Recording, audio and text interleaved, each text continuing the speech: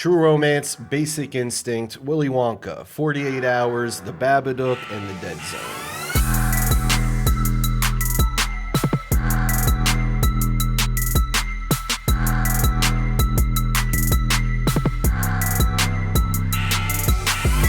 Welcome to 4K Kings. I'm Matt. I'm Russ. And thanks for joining us for another episode of Blue News and Reviews. If you're new here, please like, comment down below, subscribe if you feel like it, and check out our Clips channel for highlights and content that did not make it on air. Hello, baby! So out July 19th on 4K Ultra HD is True Romance. True Romance. True Romance. So this is getting quite the tall order from Arrow and from Zavvi. It's getting 4K restorations of both the theatrical cut and the director's cut of the film. So right off the bat, you're going to get both editions of this film.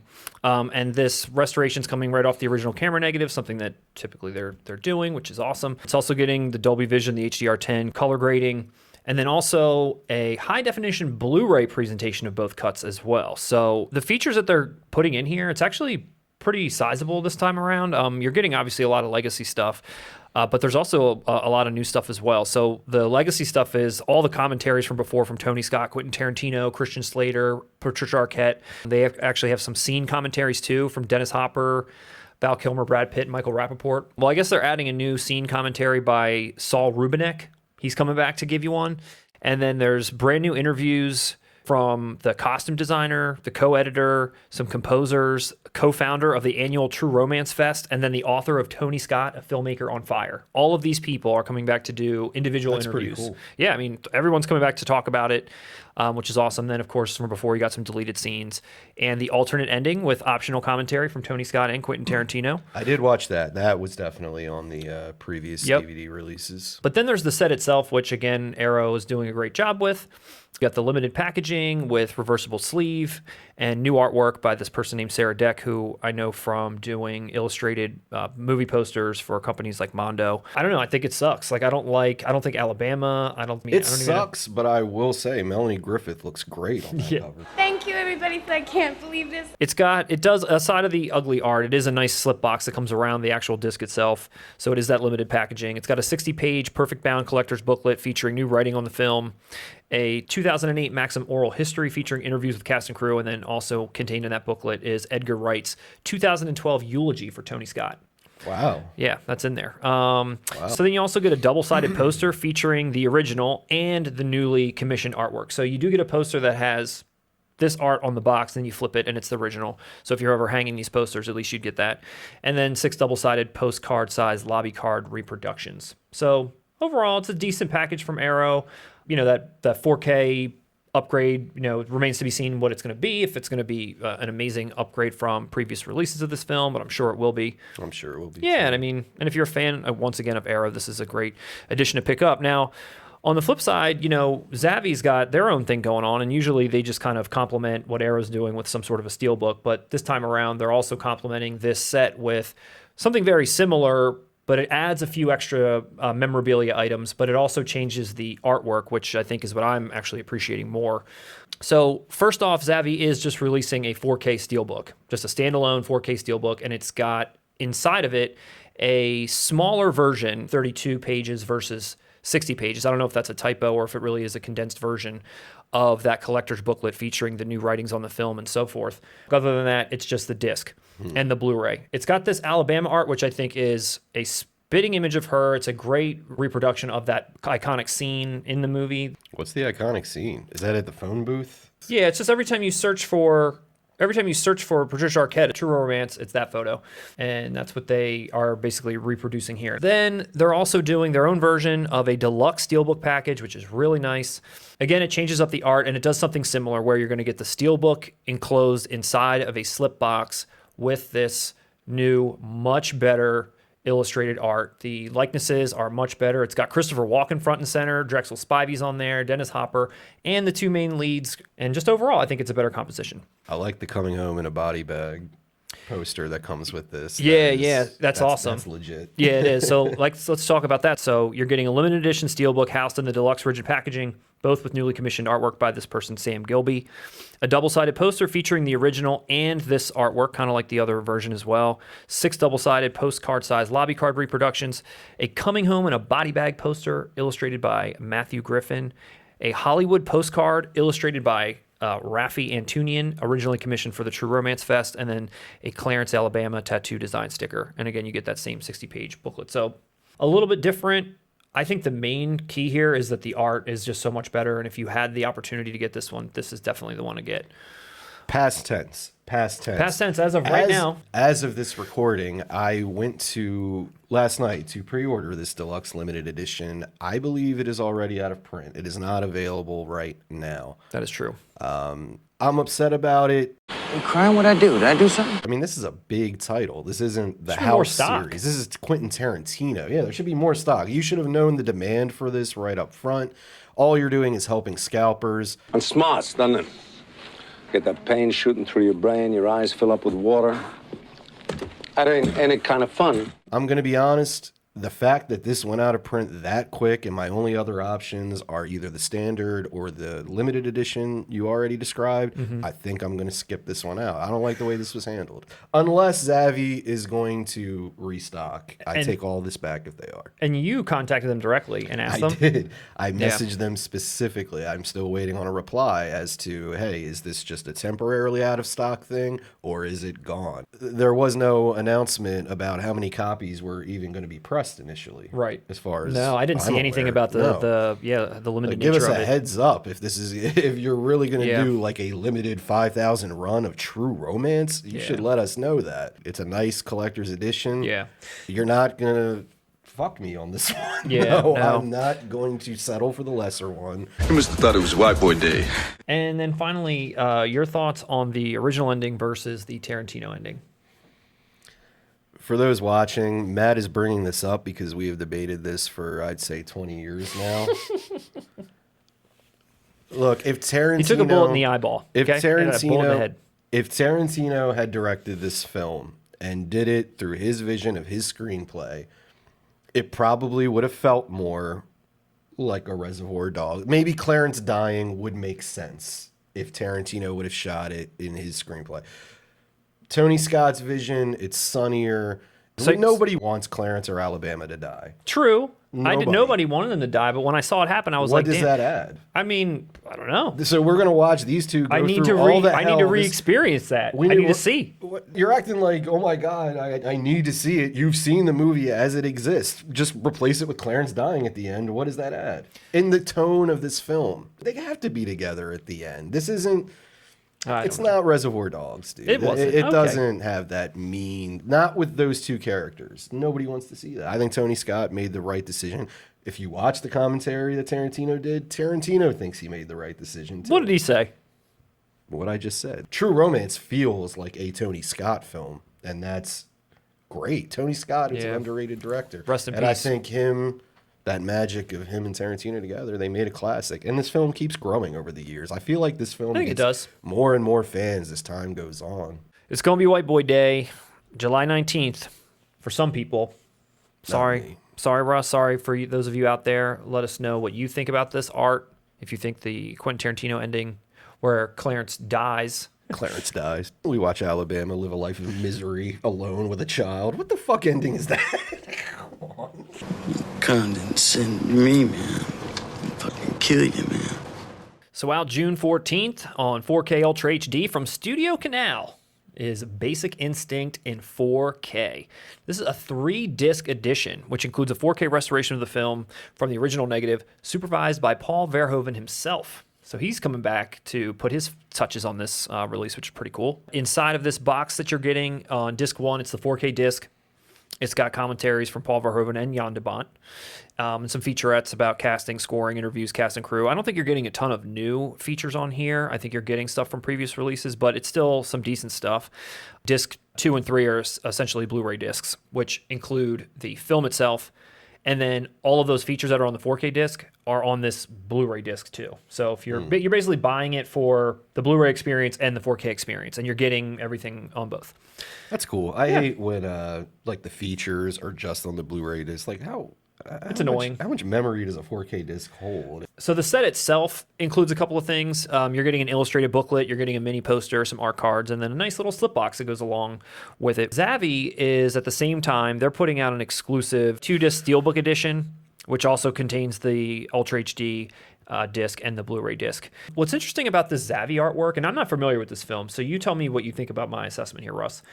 What's interesting to me about this is a takeoff of the original poster art, where here, not only have they put a jacket on him, they've also kind of used some kind of art stroke Photoshop to make everything look like it's illustrated and not like a real photo. But also, Sharon Stone's mouth is present here, whereas previously it's like his shoulder was kind of blocking her up to the nose. And I feel like that subtle change almost makes it different, where when she's like peering over his shoulder, it's almost like, it's like devious, it's sinister. She's like gripping into his back. I mean, it's like a sexy or sensual or also kind of like you're afraid sort of element. But this other art, it's kind of like, she's like, hey, how are you? It's just kind of a weird alteration that I feel like maybe does something different than they intended in the poster originally. That's just my take. I just think it's another example of subpar artwork. And just try to get Sharon Stone's face on it, maybe? Because she's hidden before? I've never seen this movie before. I know this is a movie that you like a lot. We've talked about Verhoeven before on the podcast with Total Recall and some other stuff, as well as Jan de Bont. Is this movie essential viewing? Is this movie day one purchase? Did you pick this up, or what's the deal? I'll be picking this up. I won't be picking up the Zavvi exclusive Steelbook. I'll be picking up the other with the case. And honestly, that artwork, I'm not a huge fan of either, but I think it is vastly superior to this Steelbook.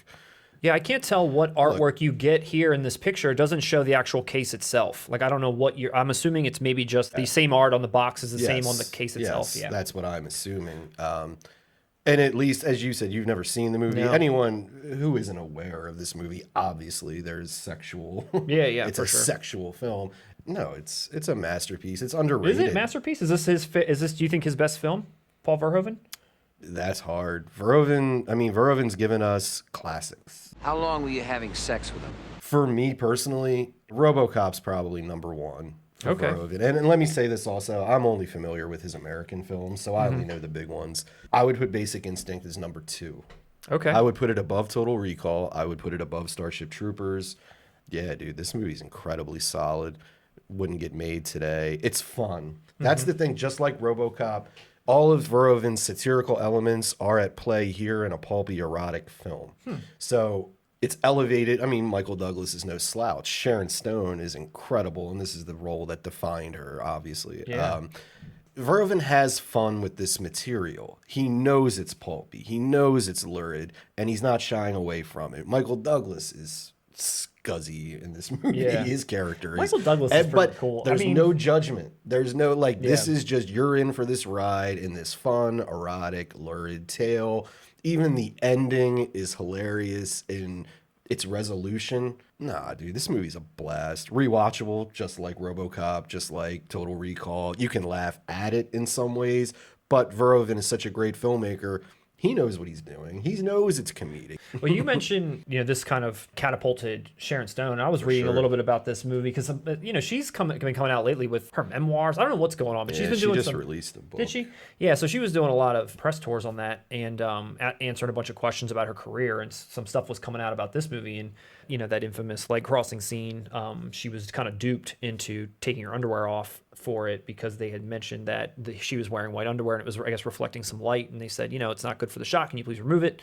Little did she know she was going to be captured uncrossing her legs and for the world to see, which she then later saw and went right in, I guess, and punched Paul Verhoeven in the face over it. I don't know. But I've also heard her say that she didn't know at the time, but then understanding it, that Catherine Trammell, her character would do that. Let's get the fuck out of here. Well, in these interviews, she never came out and was like, this I was taken advantage of and I want retribution. She was saying, I was taken advantage of. I went and I took care of it the way that I wanted to by punching this guy in the face. But then in hindsight, yeah, it made sense. It did make sense for the character. I just wish I wasn't duped. Maybe if they asked me, maybe I'd be in on it a little bit more. And but they didn't. I feel a lot for Sharon Stone, if I'm being honest, because think about it. She had been around for about at least 10 years before Basic Instinct. She was always the eye candy. And I feel for her. I feel like if you've seen this movie, Casino. No, she's a great actress. She's a great actress. She's beautiful, but she is she's a great beautiful. actress. That's the thing. Yeah. I think she got typecast as just, hey, you're eye candy, when it's like, no, she was capable of so much more. This role showcases it, and it utilizes her beauty with her talent. And this movie catapulted her more of a second leg of her career. For sure. Followed up with like Sliver and other great films. The catapulted Sliver. Thank you. Thank you, Billy. Or is it Steven? So there's no plans for a U.S. release on this still. This is obviously this is all UK. I'm definitely interested in checking this movie out. I mean, I don't know that I'm going to go blind buy this set. It's a shame. It's like one of those things where maybe maybe I'd watch it, like it, and the set will still be around. I think for you, knowing you're a fan of RoboCop and Total Recall, and I know that you get the humor in RoboCop and Total Recall. Like, some people could just watch those movies straightforward and not, pick up on any of those elements. I think you would understand the humor in this movie. I think you would enjoy it. Like I said, I would have to kind of tailor this one recommendation wise. Yeah. But yes. And honestly, if anyone's watching this and hasn't seen it, if you're watching a Blu Ray podcast, go watch Basic Instinct. Not a speck of light is showing, so the danger must be growing. So out June 29th on 4K Ultra HD from Warner Brothers is Willy Wonka and the Chocolate Factory.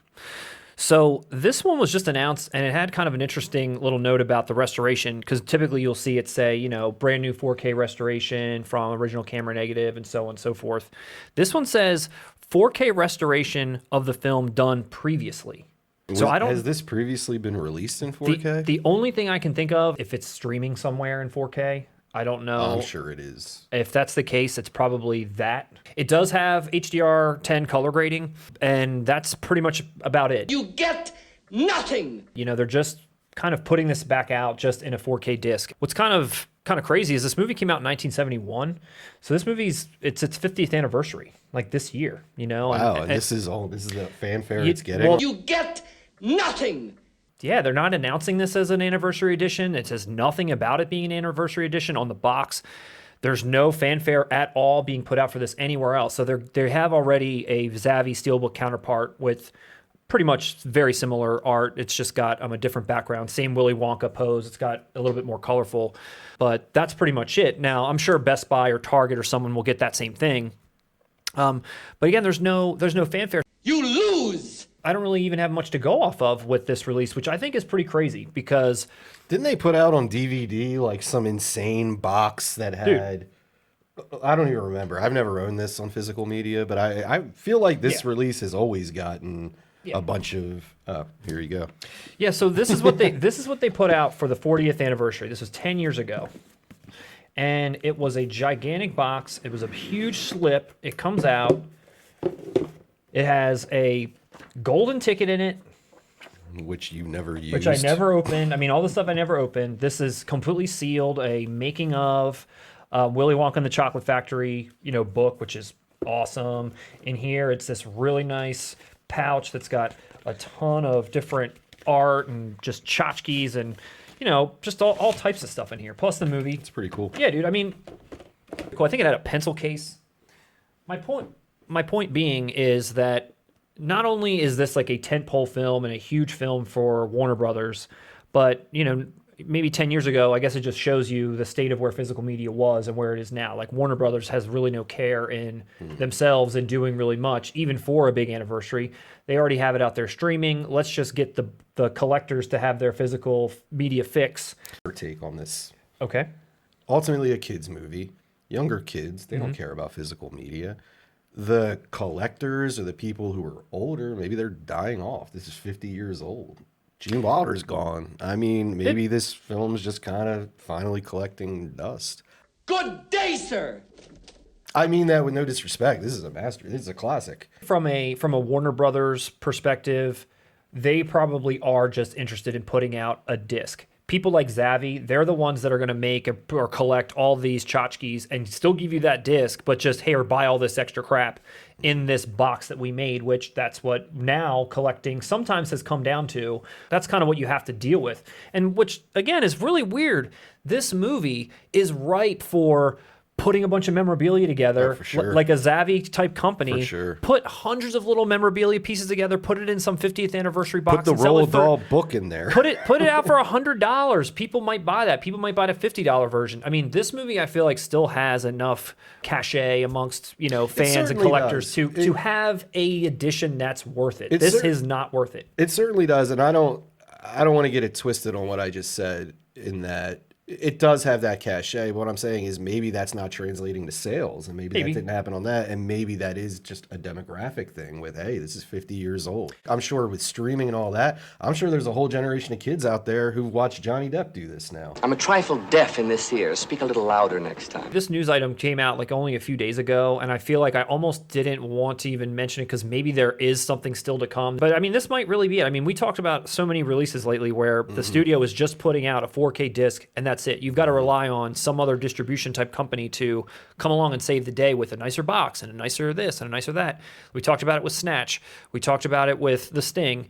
It's very similar. In both of those situations are trying to give you something more. And a lot of times it's a little bit better than what these companies are able to do, probably because they're making all their money on streaming and everything else. But it sucks. Also, Warner Brothers isn't exactly They're going out. the crown of physical releasing, and Disney bought them, and Disney doesn't care. Even Paramount, they have that Paramount Classics edition type thing with the slipcase and all that. Warner has Warner Archive. Yep. That's all they basically do. And it's funny you mention that because here's an article that just came out April 23rd that Warner Brothers is going to exit physical media production. Wow, that's news to me. Yep. Says that Warner Brothers plans to shut down its physical media production department. A lot of Warner Brothers produced films and television series will still be getting Blu Ray and DVD releases, though these releases will not be produced by Warner Brothers themselves. So basically, now we have our answer as to why this 50th anniversary Willy Wonka edition is the way it is. It does say furthermore that Warner Archive will still be kept around for now, and the Warner Archive Collection, which is the home video division, they'll keep releasing their cult classics, and we talked about them a few times too, that we just talked about Quick Change. Pump Up the Volume isn't going to save. No. Warner Archive. It says it might be shocking, but it's ultimately understandable. Sales of DVDs in the U.S. fell 9.4% in 2019 to $5.9 billion, down from $9 billion in 2011. Great time to start a podcast. Update, while Warner Brothers is not abandoning home video completely, the amount of Warner Brothers films and shows that will be getting physical media releases will be going down as the idea is to develop more interest in HBO Max. Oh, yeah. HBO Max has been the leader in killing the theater industry as well. Thanks a lot, Mortal Kombat.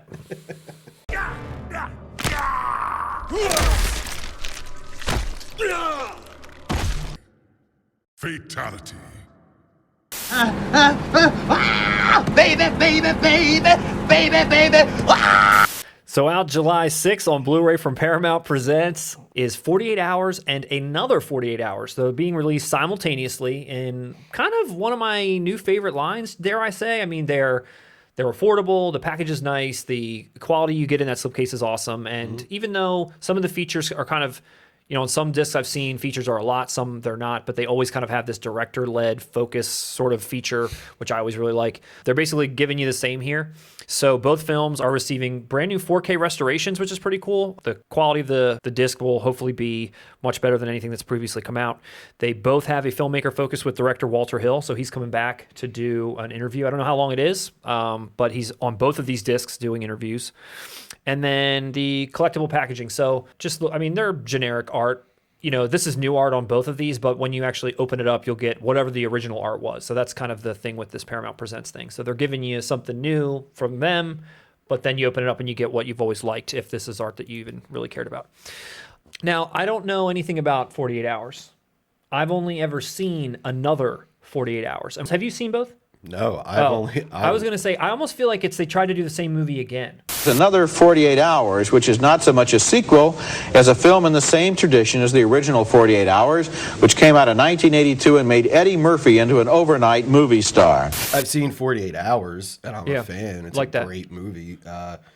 I've never seen another 48 Hours. We've done a couple of segments on Eddie Murphy before, and I've mentioned that I enjoy like The Golden Child and Coming to America, Trading Places. We talked about Beverly Hills Cop. Sure. Now 48 Hours is another one of those sort of classic Eddie Murphy films. Where does this kind of fall into this? In regards to Eddie Murphy 80s classics, This 48 Hours, I would say, is the grimiest. It's the most action, almost exploitation feeling out of all of them. Like, it's Coming to America is a sweetheart. Beverly Hills Cop is a sweet movie. 48 Hours is a little mean. Whether you like that style or not is going to determine your enjoyment of this compared to his other films. This is not Beverly Hills Cop. I could tell from another 48 Hours that it wasn't a happy-go-lucky type Eddie Murphy movie. Hard R. It was. I mean, his other movies are hard R's too. The original 48 Hours looks more like Grindhouse. It looks like City, early 80s. It has that like grain stock look to it. It has more of a menace to it. There's more of a bite to it. Gotcha. The humor in it is definitely more racially charged, which has more poignancy. Yeah. You know what I mean? Where Beverly Hills Cop doesn't really go in on that. But it's great, man. I mean, this was his first big movie. This was Eddie Murphy was a rock star. SNL, biggest comedian in the world. I think I mentioned this on the podcast before. The scene where they're going into the redneck bar and Eddie Murphy announces, "There's a new sheriff in town." It's magic just seeing a black man do that in this redneck thing, and they're all judging him. It also works as, I'm fucking Eddie Murphy. This is my moment. I'm about to dominate the 80s. New sheriff in town. And his name is Reggie Hammond. It's great to watch. It's great to watch. There's a similar scene to that in Another 48 Hours. And Probably. You might remember it from the trailer where he's like, I have been having a very bad day. Just got out of jail this morning. Already I have been shot at. I was on the bus that flipped over 17 times. A bitch tried to stab me in the bathroom. And somebody blew up my Porsche. I am in a bad goddamn mood. no. So is Another 48 Hours worth watching if I'm a fan of 48 Hours and never saw the It was sequel? interesting. It was just one of those ones where it was on TV. I would watch it. I've never purchased it. I've never gone out of my way to rewatch it. In Another 48 Hours, it's obviously Nick Nolte and Eddie Murphy going up against like this biker gang. And behind the biker gang is this person called the Iceman. And they don't know who the Iceman is. Like, they don't know his identity. They're trying to figure it out. They're trying to put clues together. It's like kind of like a Kaiser Soze sort of thing, because only 2 people have seen him. Like, it's like only one guy works with him, whatever. So it's like this big mystery as to who this bad guy is. And another character who is in this film with them, he's like one of the other police officers in Another 48 Hours, is the character actor Brian James. It turns out at the end, spoiler alert, that the Iceman is Brian James. Like, it's him. Like, it's this guy that's like in the police force. And the fact that Brian James looks like a mean dude. Of course it'd be him. But I mean, the fact that it was him, this character, one-off random actor, he turned out to be like the really big bad guy at the end of this movie. It kind of like just rubbed me the wrong way. I just like, that was kind of weak. Like, that's who this guy is. This is the guy they've been afraid of the whole time. The guy that just like was in the police office with you 5 seconds ago, filing reports and whatever. It's like, he's the guy. But anyway, it's out July 6th. Paramount presents. Great line, great package. Russ, do you think you'll pick up 48 Hours? I'll be picking this up. Nice. I've never owned it on DVD or anything. I'll be picking this up. Like you said, I like this Paramount presents collection. I like how we're in the death grips of physical media. I like how this is popping up out of nowhere from Paramount, and it's cool. I agree. It's cool. All right. Coming soon.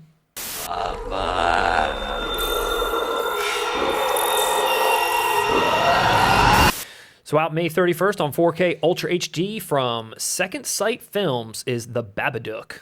The Babadook. So a new 4K master direct from the post-production facility with HDR10 color grading. So this set features a lot. And not only are they putting together a nice little box and all the typical photos and so on, but they're actually doing a lot for the disc, which isn't unheard of, but you kind of don't see that as often. You kind of see whatever the studio puts out, and then you kind of get that disc in with a bunch of new materials and things that they put together. But this disc actually it's a pretty sizable upgrade from whatever was previously out. On this disc, you're going to get a new audio commentary from the director. You're going to get new interviews with the actors, actor Essie Davis and Haley McElhenney, who is the child that's in it, the producer, or multiple producers, the editor, the production designer, the person that created the book that was used within the film, the composer of the film. All of these people have individual new interviews that have all come back to talk about the movie.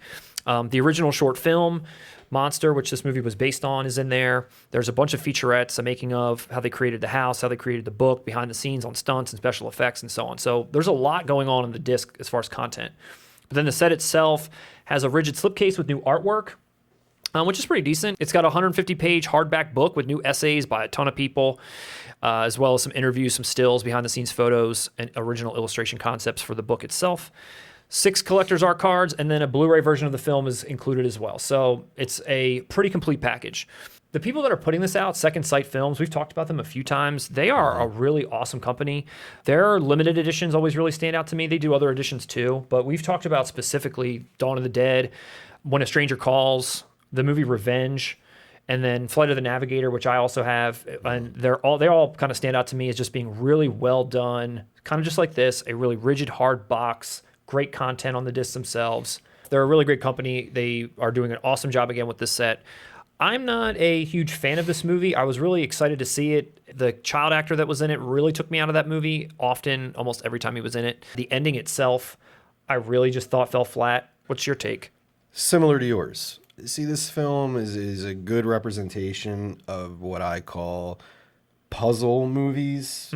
I don't know when this trend in horror started in the past decade, where if it doesn't make sense, who cares? You can attach any meaning to it as long as the imagery is a certain way. And, you know, if it's psychological, we can get away with anything because it's just under the umbrella of psychological terror or however you had it. I'm just bored with it. I'm tired of the Hereditaries, the Midsommers, what's the goat movie?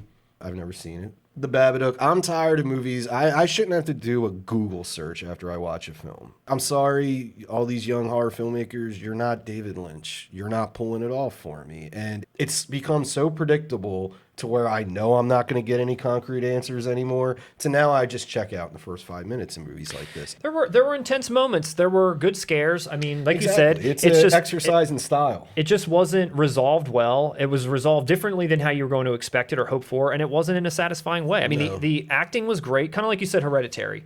The ending, you kind of have to figure out, that's going to determine whether or not you like this movie or not, is how the thing was resolved. Do you get it? Do you care to get it? Do you think it's something that is, like you said, a puzzle? Do I feel satisfied? But this is similar. The acting, none of these films are satisfying anymore. None of these films are satisfying. It wasn't. This was anymore. not. They're just focusing on the puzzles, and it's like, well, if it doesn't make sense, you plug it in. It's like, that's a cop-out to me at this point. As an audience, we are all onto this style now. Even in mainstream audiences, we're onto it. I feel like you got to give us a little more.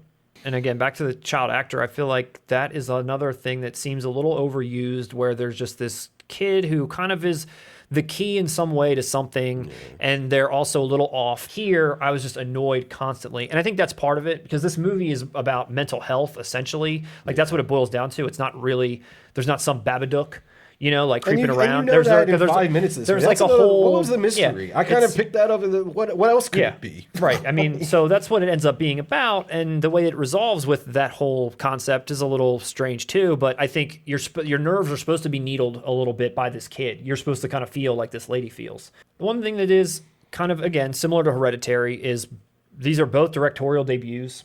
And they are interesting as far as, like, this is your first vision, this is your first foray into, you know, mainstream filmmaking or horror, the horror genre or something. And they were both very creative, and there's a lot of stuff that they're trying to say. And, you know, the next movie this person did was called The Nightingale, which I also watched, which isn't really horror, and it's not really a puzzle. It's very straightforward. Was pretty raw. I mean, that was another movie where people were like walking out during the screenings and stuff. This set looks really awesome. For people that are fans of the Babadook, let us know below if, you know, we're assholes, but, you know, tell us why you like this. But definitely, if you are, this is the set to get. Check it out. Out May 31st. So, Russ, on our last podcast, we talked a little bit about Shout Factory putting out The Dead Zone, and we were talking about that release in its entirety and how excited we were. And in fact, I pre-ordered it right after the show.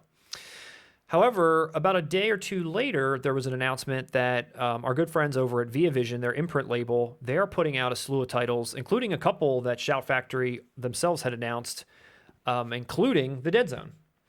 And as you know, you and I talk about a lot, and we talked about it for sure with The Dead Zone, a lot of times we're looking for content, we're looking for features, but we're also looking for a good representation of the art, box itself. Like, that does matter. For sure. And Via Vision here has just done what they typically always do, is they just go right back to the original poster art. They make a really nice slip box with the original poster art. Nothing that's brand new, nothing that's newly illustrated. It's original materials that they're using. And At the time when we were talking about the Dead Zone from Shout Factory, they hadn't announced any features, anything about the transfer, nothing. It was all pending. It was just, hey, this is coming out. If you pre-order it now through us, you'll get the poster like you normally do, and it's going to come with this reversible art and so on. Just kind of had some stuff about it.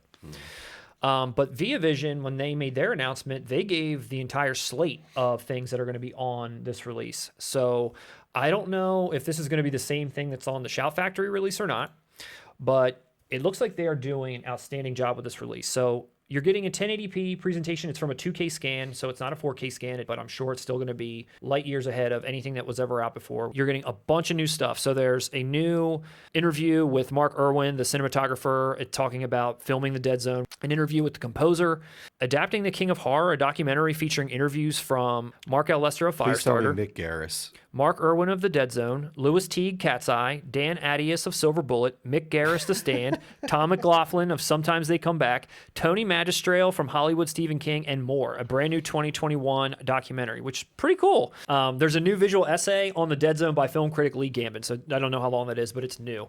Some 2006 stuff. Memories from The Dead Zone, a look of The Dead Zone, visions and horror from The Dead Zone, the politics of The Dead Zone, 1983 vintage interviews with Cronenberg, Deborah Hill, and Martin Sheen, a 2018 interview with Stephen King, trailer, and then a limited edition slipcase on the first 1,500 copies. So I'm telling you, outside of getting like Walken to come back in something new, you're getting a really awesome set with a really great company that does kind of similar to Paramount Presents.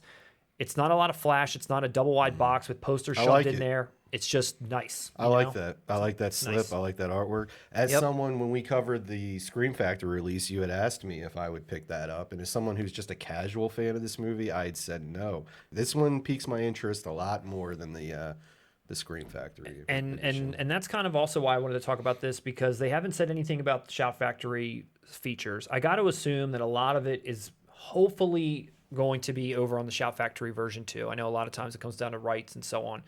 But even if it is the same, I'm really contemplating canceling my order with them just to get this one in particular, just because I like the presentation more. I think you should. Now, I am on the fence, and I'll tell you why. Now, I love Via Vision, and we've talked about Via Vision before in great detail when we discussed regarding Henry.